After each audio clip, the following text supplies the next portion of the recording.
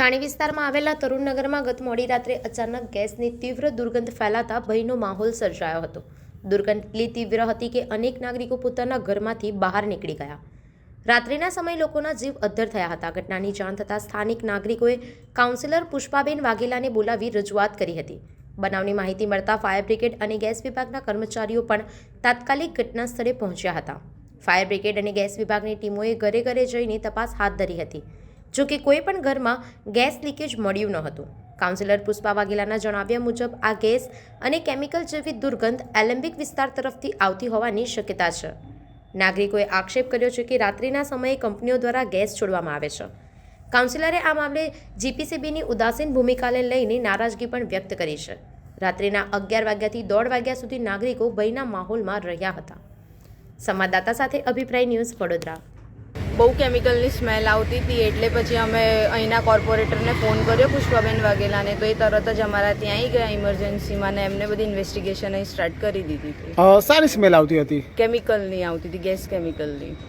એટલે ગેસની સ્મેલ આવતી હતી? ગેસની બી આવતી હતી ને કેમિકલની બી આવતી। રાત્રે 11:30 તરુણનગરમાંથી ફોન આવ્યો કે ખૂબ દુર્ગંધ આવે છે ગેસની।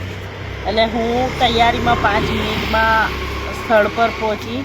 એ પહેલાં મેં અમારા ફાયર ઓફિસર છે એમને ફોન કર્યો ટીપી 13 ફાયર સ્ટેશનમાં। એમની ગાડી બી 5 મિનિટમાં આવી ગઈ છે। પછી અહીંયા આવીને જોયું, દુર્ગંધ તો ખૂબ વધારે હતી અને ગેસ ડિપાર્ટમેન્ટના અમારા અધિકારીઓ જે છે એ લોકોને ફોન કરતા તાત્કાલિક ધોરણે ગેસ ડિપાર્ટમેન્ટના કર્મચારીઓ પણ આવી ગયા છે। અત્યારે 1:45 વાગ્યો છે। અમે અહીંયા બધા તરુણનગર વિસ્તારના રહીશો જાગે છે। ફાયર સ્ટેશનના કર્મચારીઓ અહીંયા હતા, ગેસ ડિપાર્ટમેન્ટના કર્મચારીઓ અહીંયા હતા।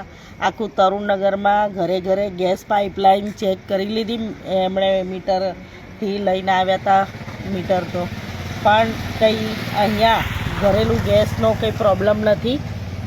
પણ એલેમ્બિક સાઈડથી જે ગેસ છોડવામાં આવે છે રાત્રિ દરમિયાન, લોકોના સ્વાસ્થ્ય સાથે ખુલ્લેઆમ છેડા કરવામાં આવે છે, એ બાજુથી ગેસ આવતો હોય એવું લાગી રહ્યું છે બધાને। અને હવે પછી અમે આ ગેસ કઈ કંપનીઓ છોડે છે એ દિશામાં પણ પગલાં ભરવા જ પડે, કારણ કે આખરે તો આ પ્રશ્ન એ લોકોના સ્વાસ્થ્ય સાથે જોડાયેલો છે। નિજામપુરા, ટીપી 13, નવાયાર્ડથી લઈને ગોરવા તરફ, પંચવટી તરફ બધે આ ગેસની દુર્ગંધ મારતી હોય એટલે સ્વાભાવિક છે કે ઘરેલું ગેસની આ દુર્ગંધ નહોતી। આ દુર્ગંધ એ કોઈ કેમિકલવાળો ગેસ છોડે છે રાત્રે, કંપનીઓવાળા જે ગેસ છોડે એની છે। જીપીસીબીને કેટલી વાર લેખિતમાં મૌખિકમાં આપણે રજૂઆતો પબ્લિક કરે છે, પણ ઘોર નિંદ્રામાં સૂતેલા છે। લોકોની ચિંતા નથી, લોકોના સ્વાસ્થ્ય સાથે કંપનીઓ ખુલ્લેઆમ ચેડા કરી રહી છે, છતાં પણ લોકો પોતપોતાની રીતે કંપનીઓ ચલાવે છે। બેજવાબદારીપૂર્વક રીતે આ લોકો ગેસ છોડે છે। આવા જ વધુ સમાચારો જોવા માટે સબસ્ક્રાઇબ કરો અમારી YouTube ચેનલને અને જોડાયેલા રહો Facebook, Instagram અને Twitter પર।